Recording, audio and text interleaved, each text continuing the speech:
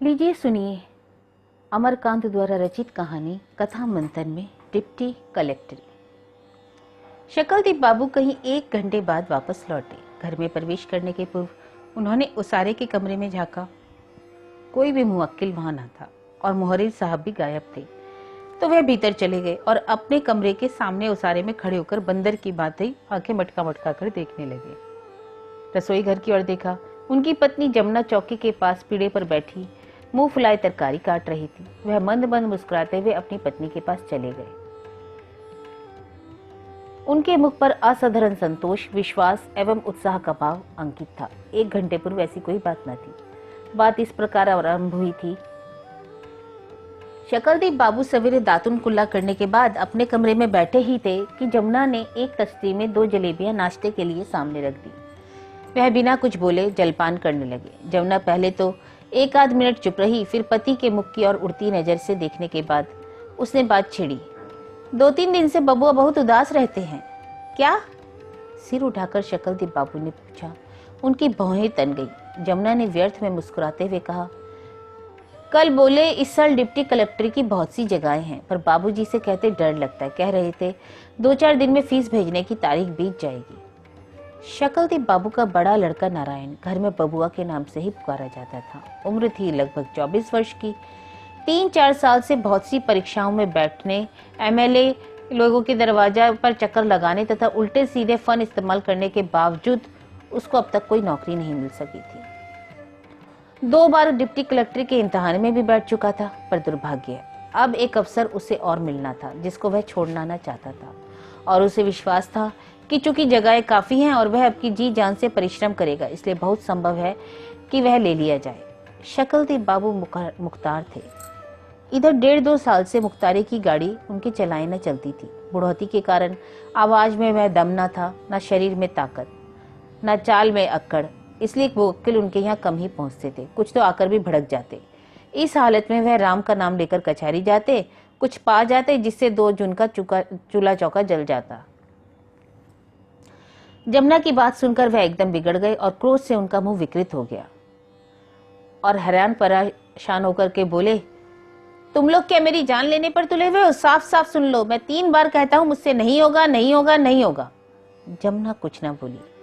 जानती थी कि पति का क्रोध करना स्वाभाविक ही है। शकलदीप बाबू 1-2 क्षण चुप रहे, फिर दाएं हाथ को ऊपर नीचे नचाते हुए बोले, और फिर इसकी गारंटी ही क्या है कि इस दफे बाबू साहब ले लिए जाएंगे? मामूली एजी ऑफिस की क्लर्की में तो पूछे नहीं गए, डिप्टी कलेक्टरी में कौन पूछेगा? 24 घंटे तो मटर गश्ती करते रहते हैं, सिगरेट फूकते रहते हैं। कौन से सुरखाब लगे हुए हैं जो डिप्टी कलेक्टर बनेंगे?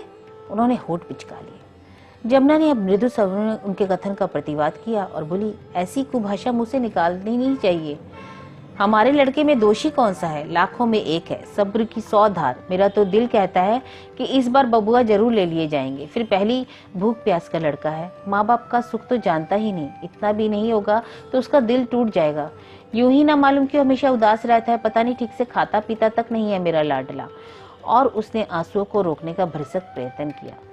जमुना को रोते हुए देखकर शकलदीप बाबू आपे से बाहर हो गए। क्रोध तथा व्यंग से मुंह चढ़ाते हुए बोले, लड़का है तो लेकर चाटो, सारी खुराफात की जड़ ही तो तुम हो और कोई नहीं।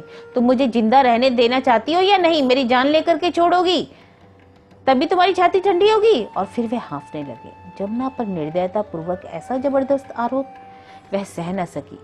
अच्छी बात है, अगर मैं ही सारी खुराफात की जड़ हूं तो मैं कहती हुई रुलाई के मारे आगे बोल न सकी और तेजी से कमरे से बाहर निकल गई।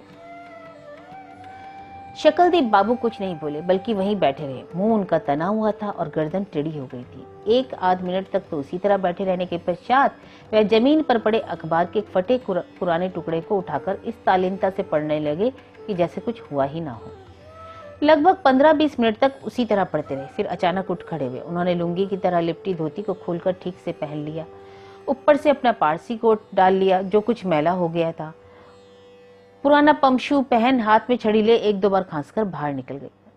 पति की बात से जमुना के हृदय को गहरा आघात पहुंचा था। शकलदीप बाबू को बाहर जाते हुए उसने देखा, पर बोली कुछ नहीं। मुंह फुलाए चुपचाप घर में के अटरम सटरम काम करती रही। और 1 घंटे बाद जब शकलदीप बाबू बाहर से लौटे, उसके पास आकर खड़े रहे तब भी कुछ ना बोली और चुपचाप तरकारी काटती रही। शकलदीप बाबू ने खासकर कहा, सुनती हो, यह लो 150 रुपए, करीब 100 रुपए बबुआ की फीस में लगेंगे और 50 रुपए अलग से रख देना, तो ये और काम आ पड़े। जमुना ने हाथ बढ़ाकर रुपए ले लिए पर बोली कुछ नहीं, लेकिन शकलदीप बाबू बहुत अत्यधिक प्रसन्न थे। उन्होंने उत्साहपूर्ण आवाज में कहा, 100 रुपए बबुआ को दे देना, आज ही फीस दे दे। होंगे, जरूर होंगे, अपना बबुआ डिप्टी कलेक्टर अवश्य बनेगा, कोई कारण ही नहीं कि वह ना बने। खराबी हमारे लड़के में थोड़ी ना है। राम राम, नहीं, चिंता की कोई बात नहीं। नारायण जी इस बार भगवान की कृपा से डिप्टी कलेक्टरी जरूर पास कर जाएंगे। जमुना अब भी चुप रही, रुपयों को ट्रंक पे रखने के लिए उठकर अपने कमरे में चली गई। शकलदीप बाबू अपने कमरे की ओर लौट पड़े, पर कुछ दूर जाकर फिर घूम पड़े और जिस कमरे में जमुना गई थी उसके दरवाजे के सामने आकर खड़े हो गए और जमुना को ट्रंक में रुपए बंद करते हुए देखते रहे। फिर बोले, गलती किसी की नहीं, सारा दोष मेरा है। देखो ना, मैं बाप होकर अपने लड़के को नाकाबिल समझता हूँ। सारी खुराफत की जड़ मैं ही हूँ और कोई नहीं। एक दो क्षण खड़े रहे, लेकिन जमुना ने कोई उत्तर नहीं दिया। वह कमरे में जाकर अपने कपड़े उतारने लगी। नारायण ने उसी दिन डिप्टी कलेक्टर की फीस तथा फॉर्म भेज दिए। दूसरे दिन आदत के खिलाफ प्रातःकाली शकलदीप बाबू की नींद उचट गई। वे हड़बड़ाकर आंखें मलते हुए उठ खड़े हुए और बाहर उसारे में आकर चारों ओर देखने लगे। घर के सभी लोग निद्रा में निमग्न थे। सोए हुए लोगों की सांसों की आवाज और मच्छरों की भनभन सुनाई दे रही थी। चारों तरफ अंधेरा था, लेकिन बाहर के कमरे से धीमी रोशनी आ रही थी। शकलदीप बाबू चौंक पड़े और बैरों को दबाए कमरे की ओर बढ़े। उनकी उम्र 50 के ऊपर होगी। गोरे थे, नाटे और दुबले पतले भी। उनके मुख पर अनगिनत रेखाओं का जाल बुना था। उनकी बाहों तथा गर्दन पर चमड़े झूल रहे थे। दरवाजे के पास पहुंचकर उन्होंने पंजे के बल खड़े होकर होठ दबाकर कमरे के अंदर झांका। उनका बड़ा लड़का नारायण मेज पर रखी लालटेन के सामने सिर झुकाए ध्यानपूर्वक पढ़ रहा था। शकलदीप बाबू कुछ देर तक आंखों को आश्चर्य से फैलाए हुए अपने लड़के को देखते रहे, जैसे किसी आनंददायी रहस्य का उन्होंने अचानक पता चल गया हो। फिर चुपचाप धीरे से पीछे हट गए और खड़े होकर जरा मुस्कुराए। फिर दबे पांव धीरे धीरे वापस लौटे और अपने कमरे के सामने उसारे के किनारे खड़े होकर आसमान को निहारने लगे।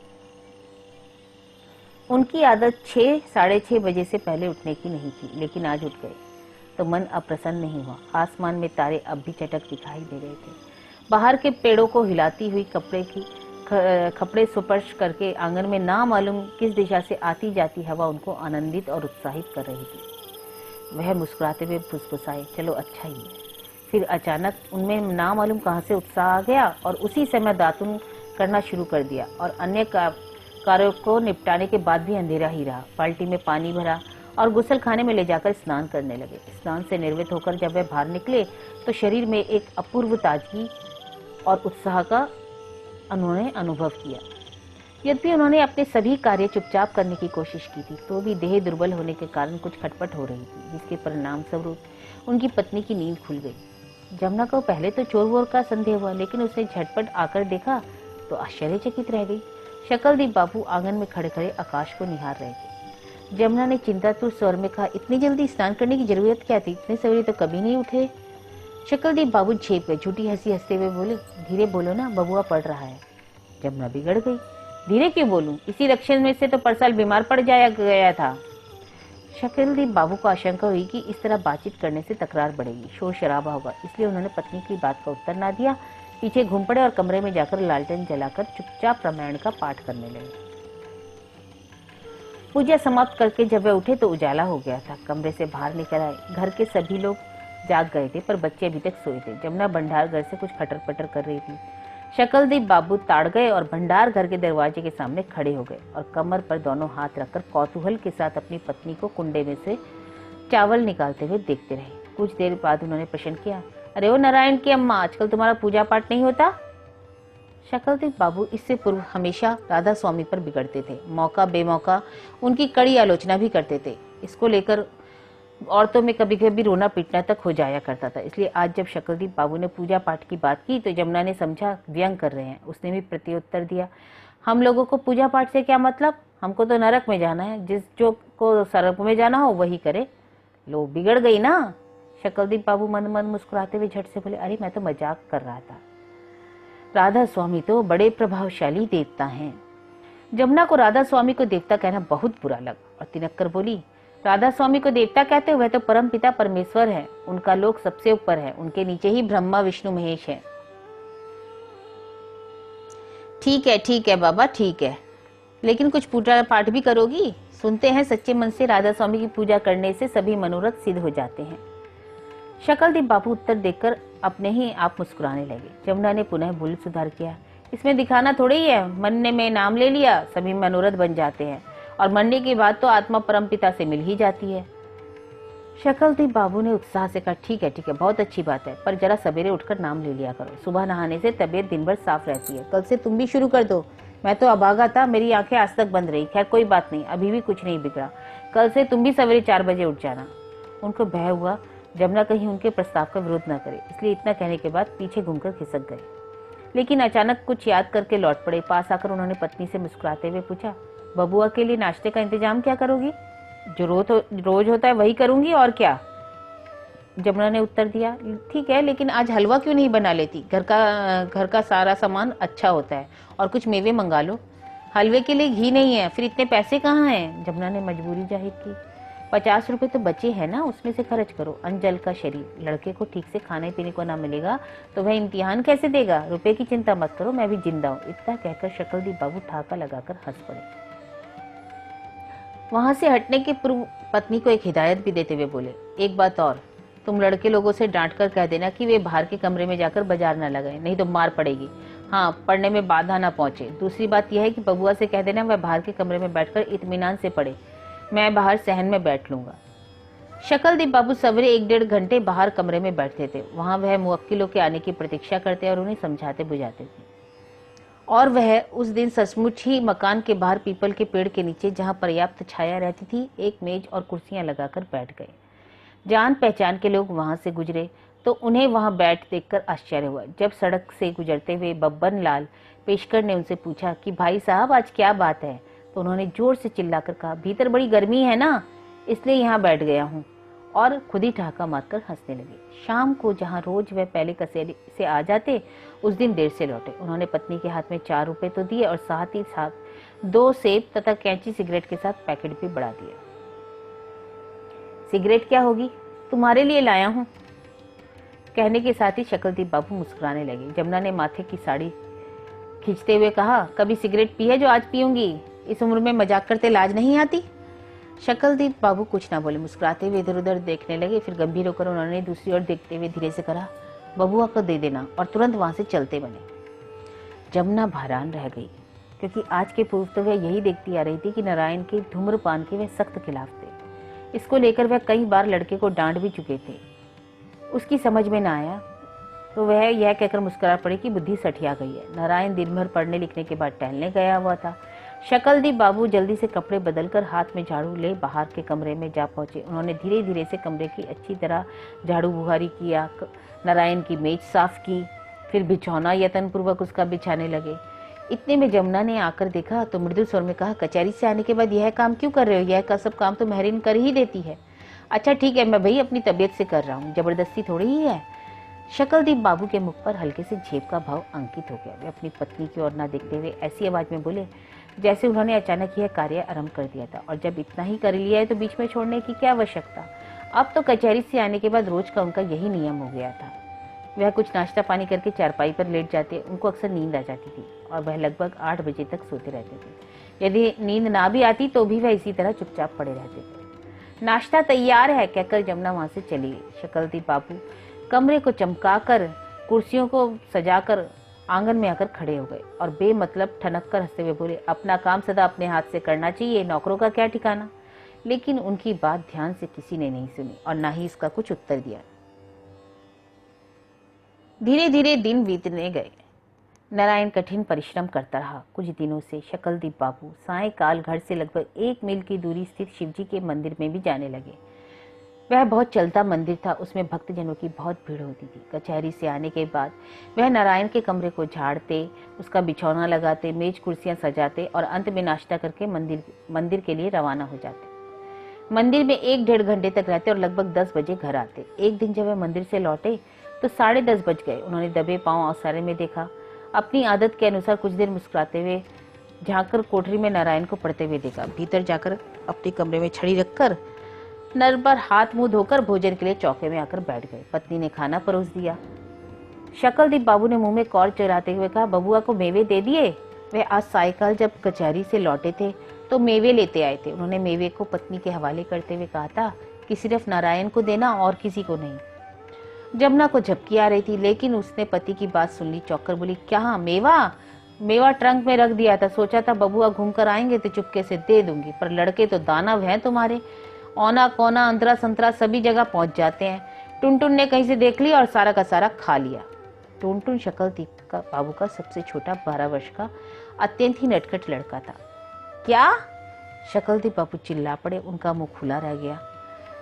उनको बहुत गुस्सा आया। जमुना कुछ ना बोली। अब शकलदीप बाबू ने गुस्से में पत्नी को मुंह चिढ़ाते हुए कहा, खा लिया? खा गया? खा गया? तुम क्यों ना खा गई? तुम लोगों के खाने के लिए लाता हूँ। खा गया बोलने से ही हो गया? जमुना भी तिनक उठी। तो क्या हो गया? मेवा मिश्री फल मूल तो मिलता नहीं है, बेचारे खुदी चुन्नी जो कुछ मिलता है उसी पर सब्र बांधे रहते हैं। अपने हाथ से खरीद कर कब कुछ दिया नहीं तुमने। लड़का ही तो है, मन चल गया तो खा लिया, फिर मैंने उसे बहुत मारा, अब उसकी जान तो नहीं ले सकती ना। अच्छा तो खाओ, तुम और तुम्हारा लड़के खूब मजे से खाओ, ऐसे खाने पर लानत है। और गुस्से से थरथर कांपते हुए चिल्ला पड़े और चौके से उठकर कमरे में चले गए। जमुना भय, अपमान, गुस्से से रोने लगी। उसने भी भोजन नहीं किया, वहां से उठकर चारपाई पर मुंह ढककर पड़ रही। लेकिन दूसरे दिन प्रातःकाल भी शकलदीप बाबू का गुस्सा ठंडा न हुआ। उन्होंने नहाने धोने तथा पूजा पाठ करने के पश्चात सबसे पहला काम यह किया कि टुनटुन जब जागा तो उसको अपने पास बुलाया और उससे पूछा, क्या मेवा तूने खाया? उसको कोई उत्तर न सूझा, क्या बोले क्या नहीं। वह अपने पिता की ओर देखने लगा तो शकलदीप बाबू ने उसे कई तमाचे दड़ दिए। डिप्टी कलेक्टरी की परीक्षा इलाहाबाद में होने वाली थी। वहां रवाना होने के दिन आ गए। इसी बीच नारायण ने इतना अधिक परिश्रम किया था कि सभी आश्चर्यचकित थे कि यह 18-19 घंटे तक पढ़ता है। उसकी पढ़ाई में कोई बाधा उपस्थित नहीं होने पाती, बस उसे पढ़ना था। उसका कमरा उसे साफ मिलता, बिछौना बिछा मिलता, 2 जून गांव के शुद्ध घी के साथ दाल भात रोटी तरकारी मिलती। शरीर की शक्ति तथा दिमाग की ताजगी को बनाए रखने के लिए नाश्ते में सवेरे हलवा, दूध तथा शाम को मेवे या फल। और तो और लड़के की तबीयत ना उछटे, इसलिए सिगरेट की भी समुचित व्यवस्था थी। जब सिगरेट के पैकेट खत्म होते तो जमुना उसके पास 4-5 पैकेट और रखाती। जिस दिन नारायण को इलाहाबाद जाना था, शकलदीप बाबू की छुट्टी थी और वे सवेरे ही घूमने निकल गए। कुछ देर कंपनी गार्डन में घूमते रहे, फिर वहां तबीयत ना लगी तो नदी के किनारे पहुंच गए। वहां भी मन ना लगा तो परम मित्र कैलाश बिहारी मुख्तार के यहाँ चले गए। वहां बहुत देर तक गप सड़ाका करते रहे। जब गाड़ी का समय निकट आया तो जल्दी जल्दी घर आए। गाड़ी 9 बजे खुलती थी। जमुना तथा नारायण की पत्नी निर्मला ने सवेरे ही उठकर जल्दी जल्दी खाना बना लिया था। नारायण ने खाना खाया और सबको प्रणाम कर स्टेशन को चल पड़ा। शकलदीप बाबू भी स्टेशन गए। नारायण को विदा करने के लिए उसके पास 4-5 मित्र भी स्टेशन पर पहुंचे थे। जब तक गाड़ी नहीं आई, नारायण प्लेटफॉर्म पर अपने मित्रों से बातें करता रहा। शकलदीप बाबू अलग खड़े इधर उधर इस तरह देखते रहे जैसे नारायण से उसका परिचय ही ना हो। और जब गाड़ी आई, नारायण अपने पिता तथा मित्रों के सहयोग से गाड़ी में पूरे सामान के साथ चढ़ गया तो शकलदीप बाबू वहां से धीरे से खिसक गए और एक बुक स्टॉल में जाकर के बात करने लगे। आदमी जान पहचान का था और उनको नमस्कार करके पूछा, कहिए मुख्तार साहब, आज कैसे आना हुआ? शकलदीप बाबू ने संतोष पूर्वक मुस्कुराते हुए उत्तर दिया, लड़का इलाहाबाद जा रहा है डिप्टी कलेक्टरी का इम्तिहान देने, शाम तक पहुंच जाएगा। ड्योरे दर्जे के पास जो डिब्बा है ना, उसी में है। 4-5 लड़के नीचे जो खड़े हैं उसके मित्र हैं। सोचा भाई जवान लड़कों में हमारा क्या काम, इसलिए मैं यहाँ आया। वहां वह थोड़ी देर तक रहे। उसके बाद जाकर घड़ी में समय देखा। कुछ देर तक तार घर के बाहर तार बाबू की खटर पटर देखते रहे। वहां से हटकर रेलगाड़ियों के आने का टाइम टेबल पढ़ने लगे, लेकिन उनका ध्यान संभवतः गाड़ी की ही ओर था, क्योंकि जब ट्रेन खुलने की घंटी बजी तो वहां से भागकर नारायण के मित्रों के पीछे आ खड़े हुए। नारायण ने जब उनको देखा, नीचे झटपट गाड़ी से उतर आया और उनके पैर छुए। खुश रहो बेटा, भगवान तुम्हारी मनोकामना पूरी करे, उन्होंने हल्के से बुदबुदाया। नारायण बैठकर जब गाड़ी खुलने ही वाली थी कि अचानक शकलदीप बाबू का दाहिना हाथ अपने कोट की जेब में गया। उन्होंने जेब से कोई चीज लगभग बाहर निकाली और वह कुछ आगे बढ़े, लेकिन फिर ना मालूम क्या सोचकर रुक गए। उनका चेहरा तमतमासा गया और जल्दीबाजी में इधर उधर देखने लगे। गाड़ी सीटी देकर खुल गई। शकलदीप बाबू चौंक उठे। उन्होंने जेब से वह चीज निकालकर मुट्ठी में बांध ली और उसे नारायण को देने के लिए दौड़ पड़े। वह दुर्बल तथा बूढ़े आदमी थे, इसलिए उनसे तेज क्या दौड़ा जाता। वह पैरों में फुर्ती लाने के लिए अपने हाथों को इस तरह भौंच रहे थे जैसे कोई रोगी मरियल लड़का अपने साथियों के बीच खेल कूदने के दौरान हल्की फुल्की शरारत करने के बाद तेजी से दौड़ने के लिए गर्दन को झुकाकर अपने हाथों को चक्र की भांति घुमाता है। उनके पैर थप थप की आवाज के साथ प्लेटफॉर्म पर गिर रहे थे। उनकी हरकतों को का उनके मुख पर कोई विशेष प्रभाव दृष्टिगोचर नहीं हो रहा था। बस यही मालूम होता था कि कुछ परेशान है। प्लेटफार्म पर एकत्रित लोगों का ध्यान उनकी ओर आकर्षित हो गया। कुछ लोग तो मौज में आकर लड़कारा, कुछ ने किलकारियां मारी, कुछ लोगों ने दौड़ के प्रति उनकी तटस्थ मुद्रा को देखकर बेतहाशा हंसना प्रारंभ किया। लेकिन यह उनका सौभाग्य ही था कि गाड़ी अभी खुली ही थी, स्पीड में नहीं थी। परिणाम स्वरूप उनका हास्यजनक प्रयास सफल हुआ और उन्होंने डब्बे के सामने पहुंचकर उत्सुक तथा चिंतित मुद्रा में डिब्बे से सिर निकालकर झांकते हुए नारायण के हाथ में कुछ पुड़िया देकर कहा, बेटा इसे श्रद्धा के साथ खा लेना, भगवान शंकर का प्रसाद है। पुड़िया में कुछ बताशे थे जो उन्होंने कल शाम को शिवजी को चढ़ाए थे, जिसे पता नहीं कि नारायण को देना भूल गए थे। नारायण के मित्र कौतूहल से मुस्कुराते हुए उनकी ओर देख रहे थे और जब वह पास आ गए तो एक ने पूछा, बाबूजी क्या बात है, हमसे कह देते। शकलदीप बाबू यह कहकर कि कोई बात नहीं, कुछ रुपए थे, सोचा था मैं ही दे दूं, तेजी से आगे बढ़ गए। परीक्षा समाप्त होने के बाद नारायण घर वापस आ गया। उसने सचमुच पर्चे बहुत अच्छे किए थे। फिर उसने घर वालों से साफ साफ कह दिया था यदि कोई बेईमानी ना हुई तो वह इंटरव्यू में अवश्य बुलाया जाएगा।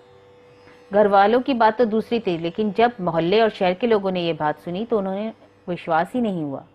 लोग व्यंग में कहने लगे, हर साल तो यही कहते हैं बच्चू, वह कोई दूसरे होते हैं जो इंटरव्यू में बुलाए जाते हैं। लेकिन नारायण ने झूठ नहीं कहा था, क्योंकि एक दिन उसके पास सूचना आई कि उसको इलाहाबाद में प्रादेशिक लोक सेवा आयोग के समक्ष इंटरव्यू के लिए उपस्थित होना है। यह समाचार बिजली की तरह पूरे शहर में फैल गया। बहुत साल बाद इस शहर में कोई लड़का डिप्टी कलेक्टर के इंटरव्यू के लिए बुलाया गया था। लोगों में आश्चर्य का ठिकाना न था। सायंकाल कचहरी से आने पर शकलदीप बाबू सीधे आंगन में आ खड़े हुए और जोर से ठठाकर हंस पड़े। फिर कमरे में जाकर कपड़े उतारने लगे। शकलदीप बाबू ने कोट को खूंटी पर टांगते हुए लपक कर आती हुई जमुना से कहा, अब करो ना राज, हमेशा शोर मचाई रहती थी कि यह नहीं है, वह नहीं है, यह मामूली बात नहीं। बबुआ इंटरव्यू में बुलाए गए, आया ही समझो, जब आ जाए तभी ना। जमुना ने कंजूसी से मुस्कुराते हुए कहा। शकलदीप बाबू थोड़ा हंसते हुए बोले, तुमको अब भी संदेह है? मैं कहता ना था कि बबुआ जरूर आएंगे, जरूर आएंगे। मैं अपनी मूछें मुड़वा लूंगा नहीं आए तो। अंबिका बाबू वकील मुझे बधाई देते हुए बोले, इंटरव्यू में बुलाए जाने का मतलब है कि अगर थोड़ा इंटरव्यू अच्छा रहा तो चुनाव निश्चित है। मोहल्ले के लड़के मुझे भी आकर बधाई दे गए हैं। जानकी, कमल और गौरी तो अभी अभी गए हैं। जमुना ने स्वप्निल आंखों से अपने पति की ओर देखते हुए बोला, तो तुम्हारी कोई मामूली हस्ती है क्या? अरे तुम डिप्टी कलेक्टर की माँ हो ना? इतना कहकर शकलदीप बाबू ठाका मारकर हंस पड़े। जमुना कुछ ना बोली, बल्कि उसने मुस्सी काटकर साड़ी का पल्ला सिर के आगे थोड़ा खींचकर मुंह टेढ़ा कर लिया। शकलदीप बाबू ने जूते निकालकर चारपाई पर बैठते हुए धीरे से कहा, अरे भाई, हमको तुमको क्या लेना, एक कोने में पड़कर राम नाम जपा करेंगे। लेकिन मैं तो अभी सोच रहा हूँ कि कुछ साल और मुख्तारी करूंगा, यही ठीक रहेगा, है ना? जमुना ने इसका प्रतिवाद किया। लड़का मानेगा थोड़ी, खींच ले जाएगा। हमेशा यह देखकर उसकी छाती फटती रहती थी कि बाबूजी इतनी मेहनत करते हैं और वह कुछ मदद नहीं करता। कुछ कह रहा था क्या? शकलदीप बाबू ने धीरे से पूछा। वह पत्नी की ओर न देखकर दरवाजे की ओर मुंह बनाकर देखने लगे। जमुना ने आश्वासन दिया, मैं जानती नहीं क्या उसका चेहरा बताता है। बाप को इतना काम करते देखकर उसको कुछ अच्छा थोड़ी ना लगता है। नारायण 15 दिन बाद इंटरव्यू देने गया और इंटरव्यू भी उसने काफी अच्छा किया। वह घर वापस आया तो उसके हृदय में अत्यधिक उत्साह था और जब उसने यह बताया कि जहां और लड़कों का 15-20 मिनट तक इंटरव्यू रहा, उसका पूरे 50 मिनट तक इंटरव्यू होता रहा और उसने सभी प्रश्नों का संतोषजनक उत्तर दिया और सभी ने मान लिया कि नारायण का लिया जाना निश्चित है। दूसरे दिन कचहरी में फिर वकीलों और मुख्तारों ने शकलदीप बाबू को बधाइयां दी और विश्वास प्रकट किया कि नारायण अवश्य चुन लिया जाएगा। शकलदीप बाबू मुस्कुराकर धन्यवाद देते और लगे हाथ नारायण के व्यक्तिगत जीवन की 1-2 बातें भी सुना देते और अंत में सिर के आगे बढ़ाकर फुसफुसाहट में दिल का राज प्रकट करते। आपसे कहता हूँ, पहले मुझे शंका थी, शंका क्या 16 आने शंका थी, लेकिन आप लोगों की दुआ से अब वह दूर हो गई। जब वे घर लौटे तो नारायण, गौरी और कमल दरवाजे के सामने खड़े बातें कर रहे थे। नारायण इंटरव्यू के संबंध में कुछ बता रहा था। वह अपने पिताजी को आता देखकर धीरे से बोलने लगा। शकलदीप बाबू चुपचाप वहां से गुजर गए, लेकिन 2-3 गज आगे ही निकले होंगे कि गौरी की आवाज सुनाई पड़ी, अरे तुम्हारा हो गया, अब तुम मौज करो। इतना सुनते ही शकलदीप बाबू घूम पड़े और लड़कों के पास आकर उन्होंने पूछा, क्या? उनकी आंखें संकुचित हो गई। उनकी मुद्रा ऐसी हो गई जैसे किसी महफिल में जबरदस्ती घुस गए हों। लड़के एक दूसरे को देखकर शिष्टापूर्वक होठों में मुस्कुराए। फिर गौरी ने अपने कथन को स्पष्ट किया, मैं कह रहा था नारायण बाबूजी से उनका चुना जाना निश्चित है। शकलदीप बाबू ने सड़क से गुजरती हुई एक मोटर को गौर से देखा और धीरे से कहा, हाँ देखिए ना, जहाँ एक एक धुआंधार लड़के पहुँचते हैं, सबसे तो 20 मिनट में इंटरव्यू हुआ था, पर इनसे तो पूरा 50 मिनट, अगर नहीं लिया तो 50 मिनट तक तंग करने की आवश्यकता क्या थी। गौरी ने सिर हिलाकर उनके कथन का समर्थन किया। कमल ने कहा, पहले का जमाना होता तो कहा भी नहीं जा सकता, लेकिन अब तो बेईमानी तो उतनी होती नहीं है। हाँ ये तो बात है।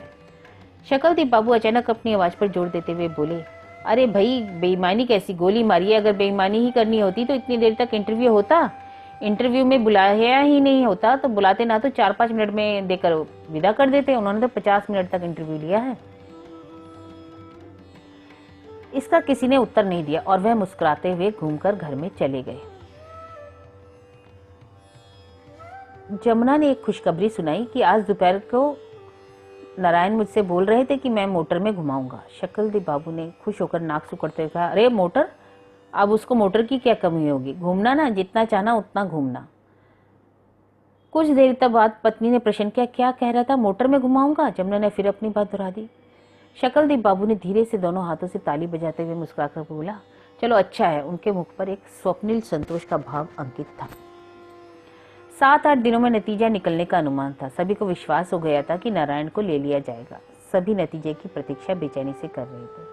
अब शकलदीप बाबू और भी व्यस्त रहने लगे। पूजा पाठ उनका क्रम पूर्वक जारी था। लोगों से बातचीत करने में उन्हें काफी मजा आता और बातचीत में ऐसी स्थिति उन पर उत्पन्न कर देते कि जिससे नारायण का नाम अवश्य आ जाता।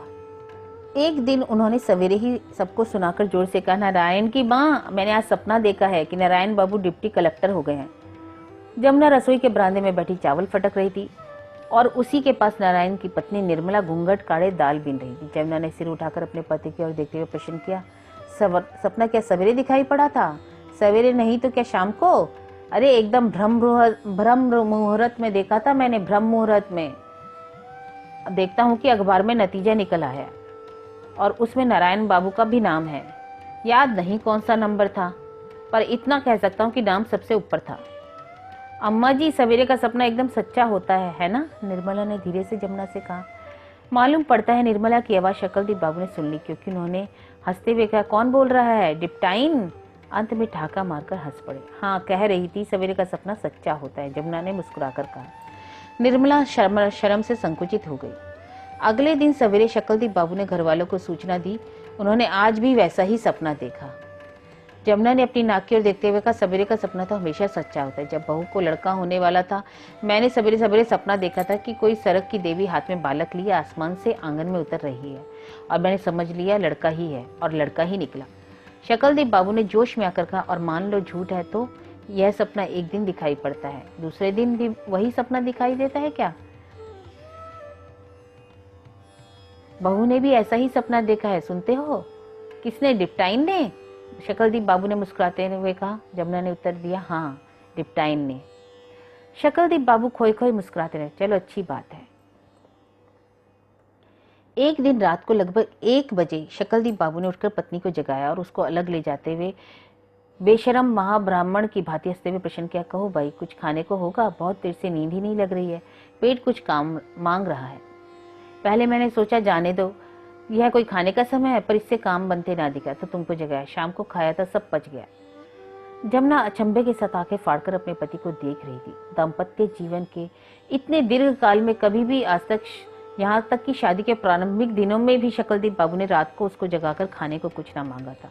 वह झुंझला पड़ी, असंतोष व्यक्त करते बोली, ऐसा पेट तो कभी नहीं देखा। मालूम नहीं इस समय रसोई में कुछ है या नहीं। शकलदीप बाबू चेप कर मुस्कुराने लगे। एक दो क्षण बाद जमुना ने आंखें मलकर कहा, बबुआ के मेवे में से थोड़ा दूं क्या? शकलदीप बाबू झट से बोले, अरे राम राम, मेवा तो तुम जानती हो मुझे बिल्कुल पसंद नहीं है, जाओ तुम सो, भूख भूख थोड़ी है, मजाक किया था। यह कहकर वह अपने कमरे में चले गए, लेकिन लेटे ही देखी जमुना कमरे में एक छिपली में रोटी और गुड़ लेकर आई। शकलदीप बाबू हंसते हुए उठ बैठे। शकलदीप बाबू पूजा पाठ करते, कचहरी जाते, दुनिया भर के लोगों से दुनिया भर की बातचीत करते, इधर उधर मटर गश्ती करते। जब खाली रहते तो कुछ ना कुछ खाने को मांग बैठते। अब वह चटोर हो गए थे, जब देखो भूख लग जाती। इस तरह कभी गुड़ रोटी खा लेते तो कभी आलू भुनवा कर चख लेते, कभी हाथ पर चीनी ही लेकर फांक लेते। भोजन में भी वह परिवर्तन चाहने लगे, कभी खिचड़ी की फरमाइश करते तो कभी सत्तू प्याज की, कभी सिर्फ दाल रोटी की। उनका समय कटता ही ना था, वह समय काटना चाहते थे। इस बद परहेजी तथा मानसिक तनाव का नतीजा यह निकला कि वह बीमार पड़ गए। उनको बुखार तथा दस्त आने लगे। उनकी बीमारी से घर के लोगों की चिंता बढ़ गई। जमुना ने रुआंसी आवाज में कहा, बार बार कहती थी कि इतनी मेहनत ना कीजिए, पर सुनता ही कौन है, अब भोगो। और शकलदीप बाबू पर इसका कोई असर ना हुआ। उन्होंने बात उड़ा दी। अरे मैं तो कचहरी जाने वाला था। यह सोचकर रुक गया कि अब मुख्तारी तो छोड़नी ही है, तो चलो थोड़ा आराम कर लो। अरे मुख्तारी जब छोड़नी होगी तब छोड़ना, इस समय तो दोनों जोन की रोटी दाल का इंतजाम करना है। जमुना ने चिंता प्रकट की। अरे तुम कैसी बातें करती हो, बीमारी हैरानी सबको होती है, मैं मिट्टी का ढेला तो नहीं हूँ कि गल जाऊंगा। एक आध दिन की बात है, बीमारी सख्त होती है, देखो ठीक हो जाऊंगा तो टन के चल पड़ूंगा। यह कहकर वह मुस्कुराने लगे। दिन भर वह बेचैन रहे, कभी लेटते, कभी उठते, कभी बाहर निकलते, लेकिन दुर्बल इतने हो गए कि 5-10 कदम चलते ही थक जाते, फिर कमरे में आकर लेट जाते। करते करते शाम हुई। शकलदीप बाबू ने को यह बताया कि कैलाश बिहारी मुख्तार उनका समाचार लेने आए हैं, तो झटपट चादर ओढ़ बाहर आ गए। दस्त तो बंद हो गए थे, पर बुखार के इतना था कि वे चिड़चिड़े हो गए थे। कैलाश बिहारी ने उनको देखते ही चिंतातुर स्वर में कहा, अरे तुम कहाँ बाहर आ गए, मुझे ही भीतर बुला लेते। शकलदीप बाबू चारपाई पर बैठ गए और बोले, मुझे कुछ हुआ थोड़ी ना है, बस आराम करने की आदत डाल रहा हूँ। सब हालचाल पूछने के बाद कैलाश बिहारी ने प्रश्न किया, नारायण बाबू कहीं दिखाई नहीं दे रहे, कहीं घूमने गए हैं क्या? शकलदीप बाबू ने बनावटी उदासीनता प्रकट करते हुए कहा, हाँ गए होंगे, लड़के उनको छोड़ते ही ना थे, कोई ना कोई आकर लिवा जाता है। कैलाश बिहारी ने भी सराहने की, खूब हुआ साहब, मैं भी जब इस लड़के को देखता था दिल में सोचता था कि आगे चलकर कुछ ना कुछ जरूर करेगा। तो साहब देखने से ही पता लग जाता है, चाल और में और बोलने चालने के तरीके में ही कुछ ऐसा था। चलिए हम सब इस माने में बहुत भाग्यशाली हैं। शकलदीप बाबू इधर उधर देखने के बाद सिर आगे बढ़ाकर सलाह मशवरे के बाद में बोले, अरे भाई साहब कहाँ क्या बताऊं, अपने मुंह से क्या कहना है, ऐसा सीधा सादा लड़का तो मैंने नहीं देखा। पढ़ने लिखने का इतना शौक है कि 24 घंटे पढ़ता रहता है। कैलाश बिहारी ने भी अपने लड़के की तारीफ में कुछ ऐसी बातें कही। दोनों मित्र इस तरह कुछ देर तक बातचीत करते रहे और अधिकांश समय वे अपने अपने लड़कों का गुणगान करते रहे। घर के लोगों को शकलदीप बाबू की बीमारी की चिंता थी, बुखार के साथ दस्त भी था, इसलिए वे बहुत कमजोर हो गए थे, लेकिन वह इसे मामूली कहकर उड़ा दे रहे थे। जिस दिन डिप्टी कलेक्टर का नतीजा निकला, रविवार का दिन था। शकलदीप बाबू सवेरे रामायण का पाठ तथा नाश्ता करने के बाद मंदिर चले गए। छुट्टी के दिनों में वह मंदिर पहले ही चले जाते थे और वहां से 2-3 घंटे बाद कभी कभी 4-4 घंटे रह जाते। वह 8 बजे मंदिर पहुंच गए। जिस गाड़ी से नतीजा आने वाला था वह 10 बजे आती थी। शकलदीप बाबू पहले तो बहुत देर मंदिर की सीढ़ी पर बैठे सुस्ताते रहे, फिर वहां से उठकर आए तो नंदलाल पांडे ने जो चंदन रगड़ रहा था, नारायण के परीक्षा फल के संबंध में पूछताछ की। शकलदीप बाबू वहां खड़े होकर विस्तार पूर्वक बताने लगे कि अचानक वहां से गुजर रहे मास्टर जी मंदिर में प्रवेश किया। उन्होंने शकलदीप बाबू को देखकर आश्चर्य प्रकट किया। अरे मुख्तार साहब घर नहीं गए, डिप्टी कलेक्टर का नतीजा निकल आया। शकलदीप बाबू का हृदय धक कर गया। बोले, अच्छा कब आया? जंग बहादुर सिंह ने बताया, अरे 10 बजे की गाड़ी से आया है। नारायण बाबू का नाम तो अवश्य है, लेकिन वह कुछ आगे ना बोल सके। शकलदीप बाबू का हृदय जोर जोर से धक करने लगा। उन्होंने सूखे होठ पर जीभ फेरते हुए कहा, क्या कोई खास बात है? कोई खास बात नहीं, अरे उनका नाम तो है ही, यह है कि जरा नीचे है। 10 लड़के लिए जाएंगे, लेकिन मेरा ख्याल है उनका नाम 16वां-17वां पड़ेगा। लेकिन कोई बात नहीं, कुछ लड़के तो कलेक्ट्री में चले जाते हैं, कुछ मेडिकल में ही नहीं आते। इस तरह पूरी उम्मीद है कि नारायण बाबू ले लिए जाएंगे। शकलदीप बाबू का चेहरा फक पड़ गया। उनके पैरों में जोर नहीं था, मालूम पड़ता था वहीं गिर जाएंगे। लेकिन कुछ देर बाद सिर झुकाकर इस तरह खड़े रहे जैसे कोई भूली बात याद कर रहे हैं। फिर अचानक तेजी से चलना शुरू किया और हाँफते हुए घर पहुंच गए। घर पहुंचकर उन्होंने अपने कमरे की चारपाई पर धम से बैठ गए और केवल मुंह से इतना निकला, नारायण की अम्मा। सारे घर में मुर्दानी छाई हुई थी। छोटे से आंगन में गंदा पानी, मिट्टी भाड़ से उड़कर आए हुए सूखे पत्ते तथा गंदे कागज पड़े थे। नापदान से दुर्गंध आ रही थी। उस सारे में पड़ी पुरानी बांस खट पे बहुत से गंदे कपड़े पड़े थे और रसोई से उस वक्त भी धुआं उठकर सारे घर की सांस को घोट रहा था। कोई खटर पटर नहीं, मालूम होता था घर में कोई है ही नहीं। शीघ्र ही जमुना नाक मालूम किधर से निकल कर आकर पति को देखते हुए बोली, तबीयत तो ठीक है? क्यों, मुझे क्या हुआ है? नारायण कहाँ है? जमुना ने बाहर के कमरे की ओर संकेत करते हुए बताया, उसी में पड़े हैं, कुछ ना बोलते हैं ना सुनते हैं, गुमसुम से हैं। शकलदीप बाबू ने मुस्कुराते हुए आश्वासन दिया, अरे कुछ नहीं, सब कल्याण होगा, चिंता की कोई बात नहीं। पहले यह बताओ, बबुआ को तुमने कभी यह तो नहीं बताया ना उनकी फीस तथा खाने पाने के लिए मैंने 600 रुपये कर्ज लिए हैं? मैंने तुमको मना कर दिया था ना कि किसी सूरत में उनको ना बताना। जमुना ने कहा, मैं ऐसी बेवकूफ थोड़ी ही हूँ। लड़के ने एक दो बार खोद खोद कर पूछा था कि इतने रुपए आए कहाँ से। एक बार तो उन्होंने यहाँ तक कि कह दिया था कि फल मेवा दूध सब बंद कर दो, बाबूजी बेकार में इतनी फिजूल खर्ची कर रहे हैं। पर मैंने कह दिया कि तुमको फिक्र करने की जरूरत नहीं, बिना किसी चिंता के मेहनत करो, बाबूजी इधर बहुत मुकदमे मिल जाते हैं। शकलदीप बाबू बच्चे की तरह खुश होते हुए बोले, हाँ बहुत अच्छा, कोई चिंता की बात नहीं, भगवान सब कल्याण करेंगे। बबुआ कमरे में ही है ना? जमुना ने हाँ में सिर हिला दिया। शकलदीप बाबू मुस्कुराते हुए है उठे। उनका चेहरा पतला पड़ गया था, आंखें धंस गई थी और मुख पर मूछे झाड़ू की भांति फरक रही थी। जमुना से यह कहकर कि तुम अपना काम देखो, मैं भी आया। उनकी सांस गले में अटक अटक कर रह जाती थी, पैर कांप रहे थे। उन्होंने उसारे में ही सिर बढ़ाकर कमरे में झांका। बाहर वाला दरवाजा और खिड़कियां बंद थी। परिणाम स्वरूप कमरे में अंधेरा था। पहले तो कुछ दिखाई न पड़ता था। उनका हृदय धक धक करने लगा, लेकिन उन्होंने थोड़ा और आगे बढ़कर गौर से देखा। चारपाई पर कोई व्यक्ति छाती पर दोनों हाथ बांधे चित पड़ा था। नारायण ही था। वह धीरे से चोर की भांति दबाकर कमरे में दाखिल हुए। उनके चेहरे पर अस्वाभाविक विश्वास की मुस्कुराहट थिरक रही थी। वह मेज के पास पहुंचकर चुपचाप खड़े होकर अंधेरे में ही किताब उलटने पलटने लगे। करीब 1.5-2 मिनट बाद उसी तरह खड़े रहने के बाद फुर्ती से घूमकर नीचे बैठक के चारपाई के पास चले गए और चारपाई के नीचे झांक कर देखा, जैसे कोई खास चीज खोज रहे हों। तत्पश्चात पास में रखी नारायण की चप्पल उठा ली और एक दो क्षण उसको उलटने पुलटने के पश्चात उसको धीरे से रख गया। अंत में सांस रोककर धीरे धीरे इस तरह उठने लगे जैसे कोई चीज खोजने आए, लेकिन उसमें असफल होकर चुपचाप वापस लौट रहे थे। खड़े होते समय वह अपना सिर नारायण के मुख के निकट ले गए। उन्होंने नारायण की आंखें फाड़कर गौर से देखा। उसकी आंखें बंद थीं, चुपचाप पड़ा हुआ था, लेकिन किसी प्रकार की आहट, किसी प्रकार का शब्द सुनाई नहीं दे रहा था। शकलदीप बाबू एकदम डर गए। उन्होंने कांपते हृदय से अपना बायां कान नारायण के मुख के बिल्कुल नजदीक ले गए। उस समय उनकी खुशी का ठिकाना रहा जब अपने लड़के की सांस को उन्होंने नियमित रूप से चलते हुए देखा। वह चुपचाप जिस तरह आए थे उसी तरह बाहर निकल गए। पता नहीं कब जमुना दरवाजे पर खड़ी चिंता के साथ भीतर झांक रही थी। उसने पति का मुंह देखकर कहा, क्या बात है, आप ऐसा क्यों कर रहे हो? मुझे बड़ा डर लग रहा है। शकलदीप बाबू ने इशारे से उसको बोलने से मना किया, फिर उसको संकेत से बुलाते हुए अपने कमरे में चले गए। जमुना ने कमरे में पहुंचकर पति को चिंतित उत्सुक दृष्टि से देखा। शकलदीप बाबू ने गदगद स्वर में कहा, बबुआ सो रहा है। वह आगे कुछ ना बोल सके। उनकी आंखें भर आई और वह दूसरी ओर देखने लगे।